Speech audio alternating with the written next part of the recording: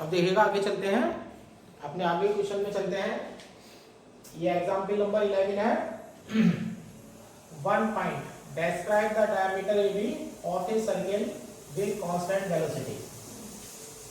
एक पार्टिकल आपका सर्किल के डायमीटर के अलॉन्ग चलता है और उसके अंदर प्रॉपर्टी है कि वो कांस्टेंट वेलोसिटी से मूव कर रहा है। एक पार्टिकल आपका सर्किल के डायमीटर के अलॉन्ग चलेगा और वो कांस्टेंट वेलोसिटी से मूव करेगा। And another the semi circumference AB from rest with constant tangential acceleration. दूसरा वाला जो पार्टिकल है वो टेंजेंशियल कांस्टेंट टेंजेंशियल एक्सीलरेशन से चलता है, लेकिन वो चलता है सेमी सर्कमफ्रेंस के अलॉन्ग। तो यानी कि पार्टिकल, दो पार्टिकल चलने हैं। एक पार्टिकल तो सर्किल के डायमीटर के अलॉन्ग चलना है और एक पार्टिकल सेमी सर्किल पर ऊपर से घूमता हुआ दूसरे सिरे की ओर आना है।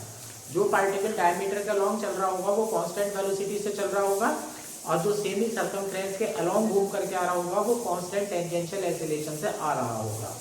यानी कि जो पार्टिकल सीधा जाएगा वो कांस्टेंट वेलोसिटी से जाएगा और जो पार्टिकल उधर से घूमता हुआ आएगा वो कांस्टेंट टेंजेंशियल एक्सीलरेशन से जाएगा। दो कंडीशन हमें मिली हुई है।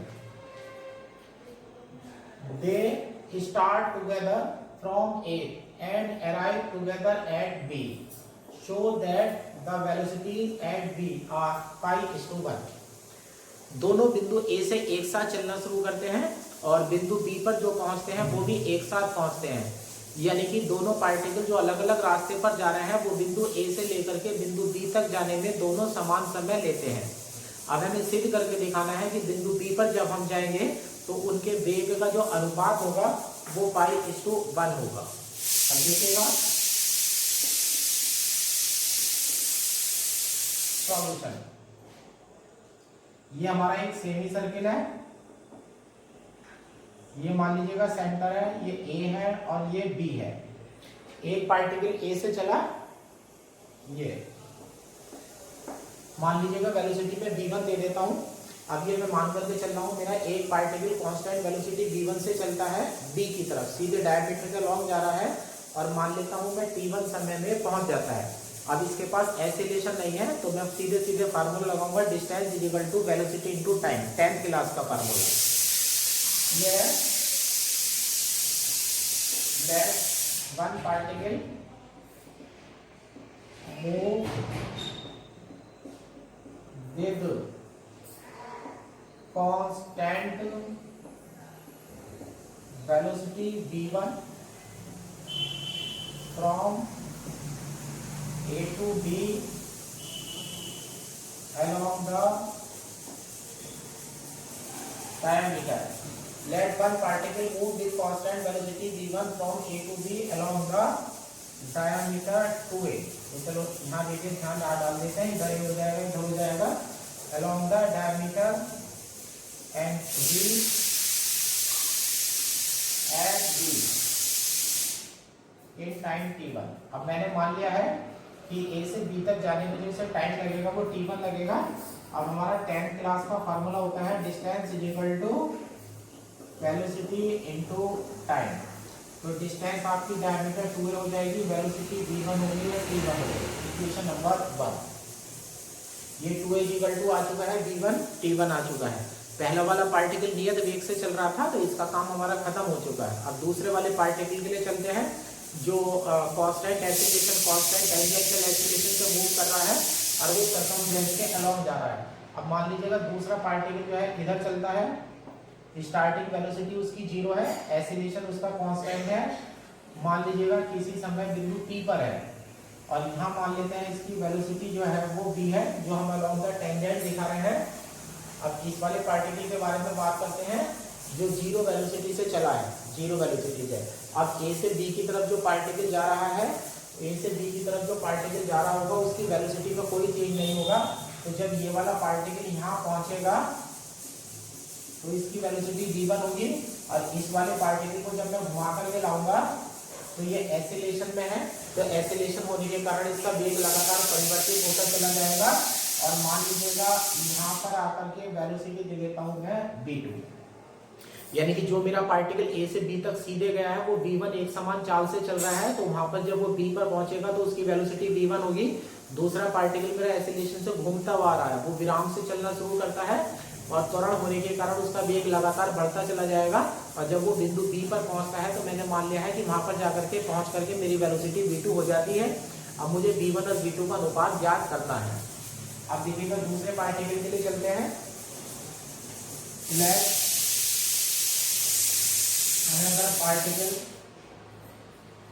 लेट अनदर पार्टिकल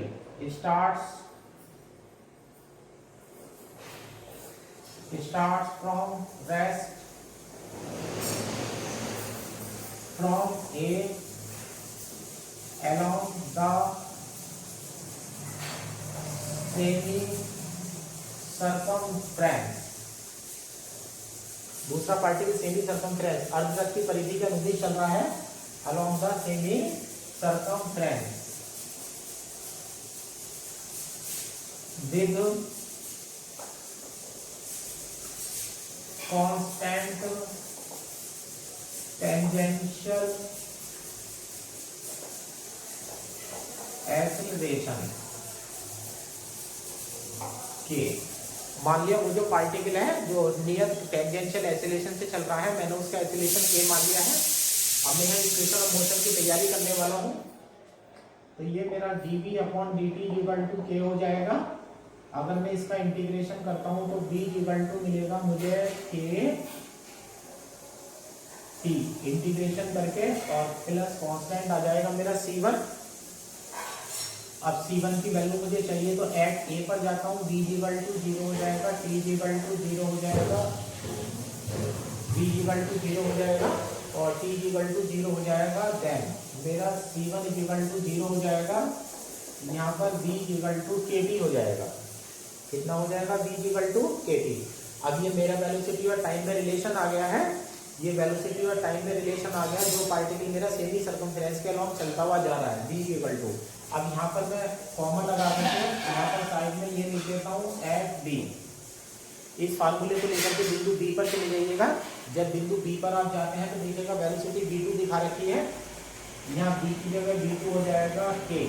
और टाइम हमसे क्वेश्चन में कहा गया है कि दोनों पार्टिकल जो है वो समान समय में बिंदु बी पर पहुंचते हैं। तो पहले वाले पार्टिकल को मैंने t1 तक समय में पहुंचाया है, तो दूसरा वाला पार्टिकल भी जो है मेरा t1 समय में ही बी पर पहुंचेगा। तो v2 equal to k t1 हो जाता है। इसे डाल देता हूँ मैं इक्वेशन नंबर 2। अब इसकी मैंने तैयारी कर दी है, यहाँ से मैं k का रिलेशन निकाल सकता हूँ v2 और t1 के पदों में। इसे मैं बाद में यूज करूंगा। अब v को मैं दोबारा तोड़ देता हूँ क्योंकि v इक्वल टू है ds upon dt equal to kt हो जाएगा, ds equal to kt dt हो जाएगा। आप यहाँ पर इंटीग्रेशन कर दीजिएगा, s इक्वल टू हो जाता है हाफ kt स्क्वायर और प्लस कांस्टेंट c2। ये एक काम करते हैं, मैं इसका थोड़ा छोटा कर देता हूँ।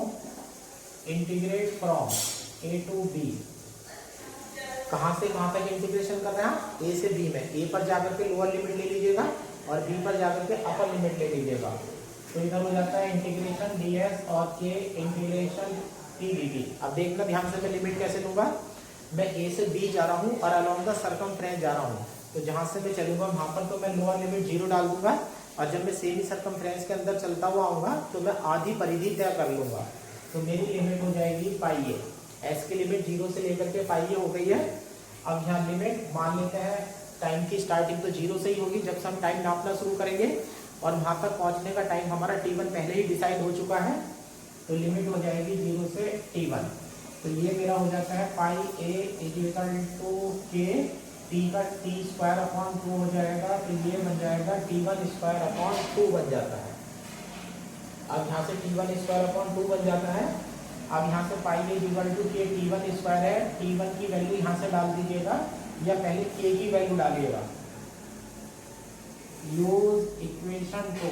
अगर इक्वेशन 2 यूज करते हैं तो k की वैल्यू डाल देते हैं हम, v2 बन जाता है, t1 क्यूब बन जाएगा। k की वैल्यू यहाँ से v2 अपॉन t बनेगी तो v2 आ जाएगा, t1 से t1 कट जाएगा, v2 t1 अपॉन 2। अब यहाँ से अब मुझे टाइम t1 हटाना है, t1 हटाने के लिए इक्वेशन नंबर 1 डाल देता हूँ मैं यहाँ से। यहाँ से T1 इक्वल टू बन जाता है मेरा 2πa/v2, ये वैल्यू बन जाती है। इसे इक्वेशन नंबर 1 में डाल दीजिएगा, पुट इन इक्वेशन 1, और आपका टाइम भी हट जाता है यहाँ से। तो 2a इक्वल टू v1 है, और यहाँ पर हो जाता है 2πa/v2, 2 से 2 कैंसिल हो जाएगा, a से a कैंसिल हो जाएगा, और यहाँ से आपका आ जाएगा v1/v2 equal to π/1। v1/v2 equal to, relation उल्टा हो गया है, v2/v1, तो v2/v1 इक्वल टू π/1 है। यानी कि जब वो पार्टिकल बिंदु B पर पहुंचेंगे तो उस समय जो उनके वेगों का अनुपात होगा वो π/1 होगा। प्रूव्ड। और यही जो है हमें प्रूव्ड करना था। इस तरह से हमारा क्वेश्चन जो है वो प्रूव्ड हो जाता है। एग्जाम्पल नंबर 11 के बाद 2 एग्जाम्पल और बचते हैं चैप्टर के, example number 12 and example number 13। Example number 12 बहुत सिंपल क्वेश्चन है, एग्जाम्पल नंबर 13 भी बहुत आसान क्वेश्चन है, छोटे छोटे क्वेश्चन है जिसमें डायरेक्ट वैल्यू रखनी है। एग्जाम्पल नंबर 12 में 13 में कोई स्पेशल चीज़ नहीं है जो डिस्क्राइब करी जाए, कैलकुलेशन भी इनकी बहुत आसान है, थ्योरी भी इनकी बहुत आसान है। तो एग्जाम्पल 12 और 13 जो है आप अपने आप बुक से कर सकते हैं। अब हम नए चैप्टर की तरफ चलते हैं। अब नया चैप्टर पढ़ने वाले हैं हम सेंट्रल ऑर्बिट। अब देखिएगा चैप्टर नंबर 2 के बाद हम पहुंच रहे हैं चैप्टर नंबर 7 पर। चैप्टर नंबर 7 का नाम है central orbit. Chapter number 7 central orbit है। डायनेमिक्स में चैप्टर नंबर 1 पढ़ाया गया, चैप्टर नंबर 2 पढ़ाया गया, चैप्टर नंबर 7 पढ़ाया गया है। ऐसा नहीं हो सकता है कि जब एग्जाम में बैठें तीनों इन चैप्टर से क्वेश्चन 101% आता है। चैप्टर नंबर 1, चैप्टर नंबर 2 और चैप्टर नंबर जो 7 है, इनका क्वेश्चन आपको एग्जाम में सबसे पहले करना है। अगर आप एग्जाम में इनका क्वेश्चन नहीं कर पाते हैं तो आप पेपर छोड़ करके बाहर आ जाइएगा, बाकी आपसे कुछ नहीं होगा, क्योंकि ये सबसे आसान पोर्शन है। यानी कि हम ये मान करके चलते हैं चैप्टर नंबर 7, चैप्टर नंबर 1 और चैप्टर नंबर 2 मिल करके बच्चे को एग्जाम में 16 नंबर का मटेरियल आराम के साथ मिनिमम अवेलेबल करा देते हैं। 16 से ऊपर अगर निकल जाए, 20-22 हो जाए तो बात अलग है, लेकिन ये 3 चैप्टर जो है आपके 16 मार्क्स के आराम के साथ हो जाते हैं। इस तरह से ये पेपर है, ये पेपर देखा जाए तो एक तरह से बहुत हार्ड है, लेकिन हमेशा ध्यान रखिएगा इस पेपर में जितने भी क्वेश्चन आते हैं वो सारे के सारे प्रूव दैट होते हैं, तो इसलिए गलती होने की चांसेस जो है इसमें बहुत कम होती है। चैप्टर नंबर 1 में दोबारा कहना चाहूँगा, चैप्टर नंबर 1, चैप्टर नंबर 2 और चैप्टर नंबर 7 इनका क्वेश्चन एग्जाम में 101% होना है। कोई बच्चा ये नहीं कह सकता कि मेरा ये क्वेश्चन नहीं हुआ, क्योंकि इनका लिमिटेड पोर्शन है और सबसे आसान हिस्सा ये है। जब आप चैप्टर नंबर 7 शुरू करेंगे तो सबसे पहले आर्टिकल मिलेगा आपको 7.1। 7.1 पर आपको 2 डेफिनेशन लिख लेनी है। पहली डेफिनेशन है सेंट्रल फोर्स की। सेंट्रल फोर्स यानी कि केंद्रीय बल, ये परिभाषा फिजिक्स की है। जब कोई कण इस प्रकार से गति करता है कि उस पर लगने वाला बल सदैव दूरी पर निर्भर करता है और उसकी दिशा सदैव एक बिंदु की ओर होती है या उस बिंदु से दूर की ओर होती है, तो ऐसे बल को केंद्रीय बल यानी कि इंग्लिश में सेंट्रल फोर्स कहते हैं। ठीक है, तो ये डेफिनेशन है इसकी सीधी सीधी जो मैंने हिंदी में सुना दी है। फिर अगली डेफिनेशन है सेंट्रल ऑर्बिट की। सेंट्रल ऑर्बिट की डेफिनेशन भी आपको पता होनी चाहिए। जब कोई कण केंद्रीय बल के अंतर्गत गति करता है तो जिस पथ में वह गति कर रहा होता है वह पथ सेंट्रल ऑर्बिट कहलाता है। यानी कि the path of A particle is called central orbit which is moving under central acceleration कह सकते हैं या सेंट्रल फोर्स कह सकते हैं। अब 2 एक्सरसाइज इस वाले चैप्टर में है। लगभग 1 हफ्ते का चैप्टर आप इसे मान सकते हैं, हफ्ता या 8 दिन इसमें लगेंगे, लेकिन आपको एग्जाम में ये कम से कम 10 नंबर जरूर दिलाएगा। आपको 10 नंबर से अगर ज्यादा मिल जाते हैं तो ये आपका बेनिफिशियल एक्स्ट्रा पॉइंट हो जाएगा, जिससे आपको फायदा मिलेगा। अब 7.2 एंड 7.3 आर्टिकल है डिफरेंशियल इक्वेशन और सेंट्रल ऑर्बिट। सेंट्रल ऑर्बिट जो हमारी सेंट्रल ऑर्बिट होगी उसके लिए हम डिफरेंशियल इक्वेशन बनाने वाले हैं, polar form and pedal form. 2 form में हम सेंट्रल ऑर्बिट की इक्वेशन लेने वाले हैं, एक तो पोलर फॉर्म में r थीटा में और एक पैडल फॉर्म में p और r में। इसके लिए आपको यूज करना पड़ेगा बीएससी पार्ट 1 का, क्योंकि जब भी इंट्रिंसिक इक्वेशन आएगी, पोलर फॉर्म आएगी, पैडल फॉर्म आएगी, तो आपको बीएससी पार्ट 1 के फार्मूलों को हैंडल करना ही पड़ेगा। अब देखिएगा ये हमारा ओरिजिन है, ये हमारी एक्स एक्सिस या पोल हो जाता है, एक्स एक्सिस हो जाता है, ये हमारा कर्व है, कर्व पर आपका पार्टिकल है p, इसके कोऑर्डिनेट है r थीटा, ये आपका आर हो जाता है, ये थीटा हो जाता है, और पी इधर एसिलेशन ले रहा हूं मैं कैपिटल एफ। अब देखिएगा मैंने कैपिटल एफ लिया है। अब मैं सबसे पहले ये लाइन लिखने वाला हूँ कि मेरा जो पार्टिकल है वो एक कर्व पर गतिमान है और जो उस पर एसिलेशन लग रहा है वो कैपिटल एफ लग रहा है, जो सेंट्रल एसिलेशन है। और ये ध्यान रखिएगा पार्टिकल अगर कहीं भी होगा तो सेंट्रल जो एसिलेशन है वो ओ की तरफ होता है, ओ की तरफ लेना है। ध्यान रखना हम जो आर्टिकल कर रहे हैं उसमें एसिलेशन स्मॉल एफ ले रहे हैं। अब एफ को आप एसिलेशन कह दीजिएगा, फोर्स कह दीजिएगा, इसमें कोई फर्क नहीं है। अगर आप एफ ले रहे हैं तो आप ध्यान रखेंगे हमने आर्टिकल में ओ की तरफ लिया था, तो यानी कि ओ की तरफ अपनी तरफ खींच रहा है तो अट्रैक्शन हुआ। अब जैसे कुछ क्वेश्चन आप एग्जाम में करने जाएंगे या मतलब आगे चैप्टर में करने जाएंगे तो कहीं कहीं आपको रिपल्सिव फोर्स भी लग सकता है। यानी कि अगर आप क्वेश्चन में अट्रैक्टिव फोर्स लेते हैं तो आप एफ डायरेक्ट उठा लेंगे, लेकिन अगर क्वेश्चन में किसी में रिपल्सिव फोर्स स्पेशली लिखा हुआ आ जाता है तो आप उस एफ के साथ माइनस लगाएंगे, क्योंकि रिपल्सिव जो फोर्स होगा उसकी डायरेक्शन बाहर की तरफ होगी और डायरेक्शन अपोजिट करने के लिए आपको माइनस चिन्ह यूज करना पड़ेगा। ये बात आपको बार बार बताई जाएगी जिस भी क्वेश्चन में आपका रिपल्सिव फोर्स दिया जाएगा। अब ये है let a particle, let a particle is moving in a plane curve under central acceleration f, which is always directed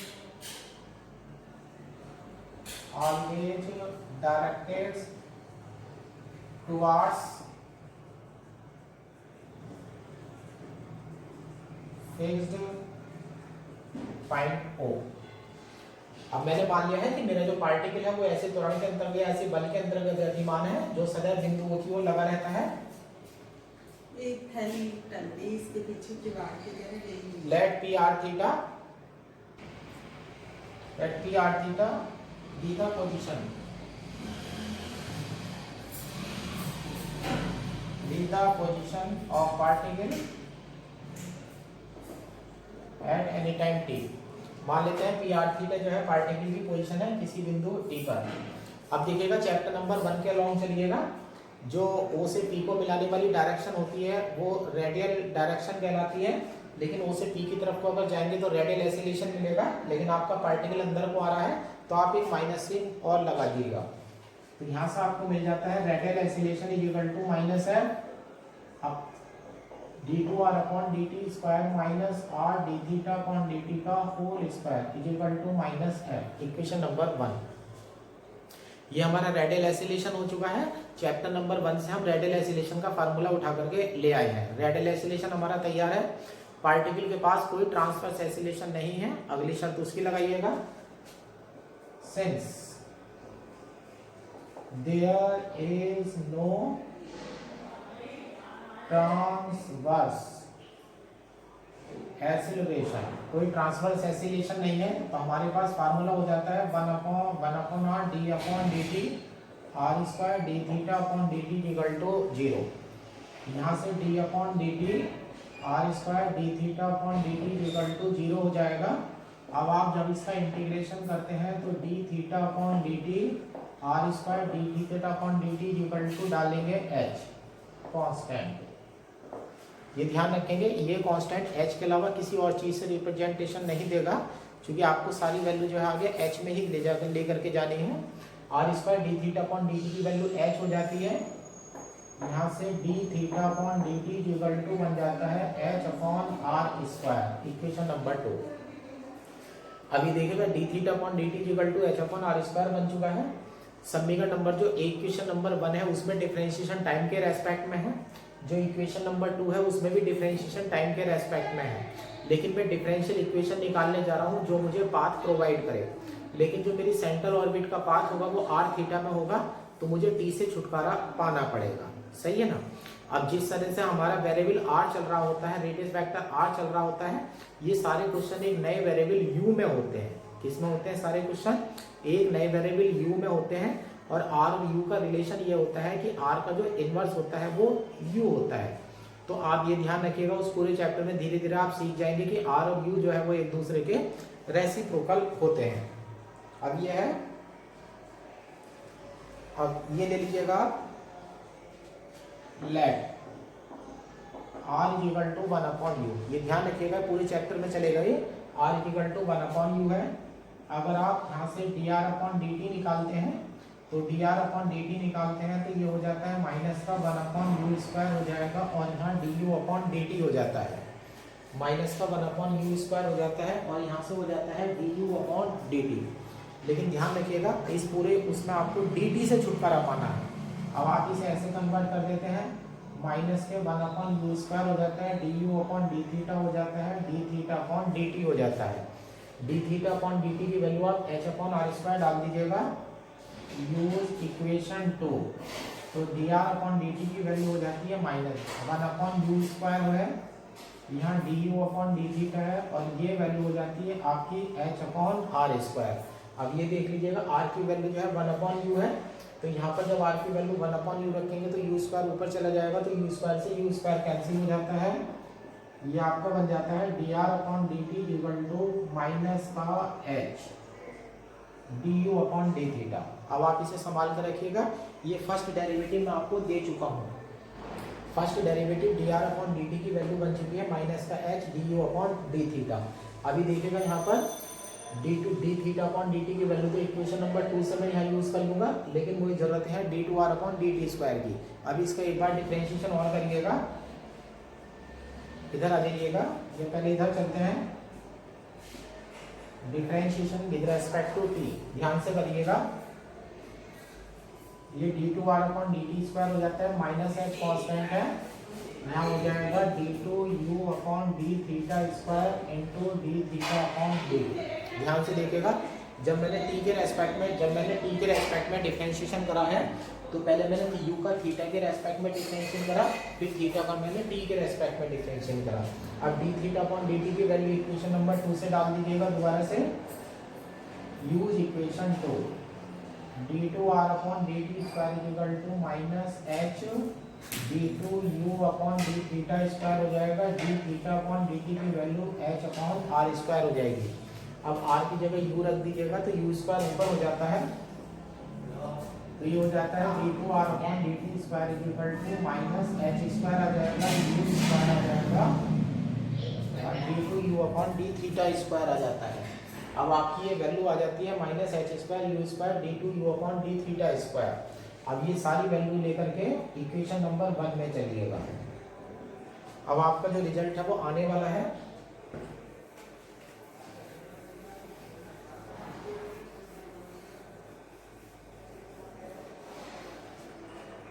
equation number 1 में चलिएगा, d2r/dt² है माइनस h² u² d2u/dθ² हो जाएगा, माइनस r है, dθ/dt की वैल्यू यहाँ से डाल दीजिएगा, h² की पावर 4 इक्वल टू माइनस का f हो जाता है, यहाँ से दोनों टर्म माइनस की है, f equal to h² common आ जाता है, u² d2u/dθ² प्लस h²/r³ बन जाता है पुट।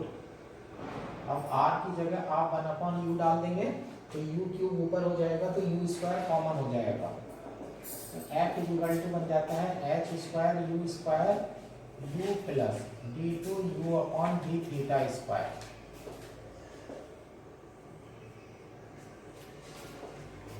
Equation number 3।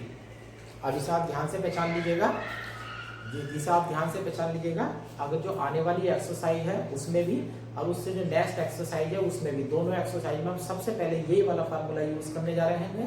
इसके बिना कोई भी सवाल आपका नहीं होगा। ये आपकी फॉर्म आ चुकी है पोलर फॉर्म, ये डिफरेंशियल इक्वेशन है सेंट्रल ऑर्बिट की पोलर फॉर्म में। अब ये मेरा पहला वाला आर्टिकल हो चुका है 7.2। अब 7.2 के बाद अब मैं 7.3 वाले आर्टिकल पर जाता हूँ, जो कि मेरा पैडल फॉर्म है। सही है, अब मैं पैडल फॉर्म पर जाता हूँ। इसके लिए मैं बीएससी पार्ट 1 का रिलेशन यूज करूंगा। वी है 1/t² equal to 1/r² plus 1/r⁴ D R upon D theta का होल स्क्वायर, ये वैल्यू हमारे पास आ जाती है। अब ध्यान रख लीजिएगा, आपको ध्यान होगा बीएससी पार्टन में पाइडम फॉर्म बनाने में इसका हम यूज कर रहे थे, बीएससी पार्टन से वैल्यू आ चुकी है। अब मैंने यहाँ पर u बनाया हुआ है, चूंकि r इक्वल टू तो 1 अपॉन u है, या ऐसे कर लीजिएगा u इक्वल टू तो 1 अपॉन r हो जाएगा, और यहाँ से अगर du अपॉन डी थीटा आप करेंगे तो ये हो जाएगा माइनस का 1 upon r square D R upon D theta. देखिएगा इसका होल स्क्वायर ये बन जाएगा, ये इसका स्क्वायर है, और ये वैल्यू यहाँ पर डाल दीजिएगा, तो ये 1 upon T square equal to हो जाता है u square plus D you upon D theta का होल स्क्वायर। इस फार्मूले को आप याद कर लीजिएगा, इस फार्मूले को याद कर लीजिएगा, यानी कि जिस प्रकार से बीएससी पार्ट 1 का फार्मूला पी और आर में सिखाया गया था, उसी तरह से आप नया फार्मूला भी सीख लीजिएगा। उसका दूसरा कन्वर्जन क्या है, यानी कि ये रिलेशन है पी और यू का, इसे भी आप चैप्टर में डायरेक्ट यूज करेंगे। आप देखेगा U square plus D you upon D theta का होल स्क्वायर है, लेकिन यहाँ पर देखेगा D two you upon D theta square है। अब इस वैल्यू में ऊपर वाली वैल्यू में कन्वर्ट करने जा रहा हूँ। अब मैं इसमें पैडल फॉर्म में बनाने जा रहा हूँ। इसका डिफरेंशिएशन कर दीजिएगा, differentiation with respect to theta, ये माइनस का 1 upon 2 minus 1 2 upon P Q हो जाएगा, और यहाँ हो जाएगा D P upon D theta, U square का टी यू हो जाएगा, D you upon D theta हो जाएगा plus 2 D you upon D theta हो जाएगा, और ये हो जाएगा D two you upon D theta square. यहाँ से वैल्यू आपकी आ गई है D P upon D theta की, यहाँ से देखिएगा वैल्यू। अब मैं जो है इक्वेशन नंबर 1 जो है यहाँ पर बनाने वाला हूँ आपके सामने, इक्वेशन नंबर 1 नहीं सॉरी इक्वेशन नंबर 3 बनाने वाला हूँ। 2 मेरा कैंसिल हो जाता है, ये हो जाता है माइनस का 1 upon P Q D P upon D theta, यहाँ u, और प्लस ये बचता है d two you upon D theta square, और बाहर मेरा कॉमन आ जाता है d you upon D theta.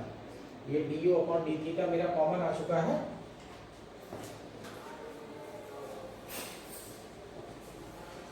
अब देखिएगा इस वाले ब्रैकेट को देखिएगा, और यहाँ देखिएगा D plus D two you upon D theta square, इसकी इक्वेशन यूज करिएगा, यूज इक्वेशन 3।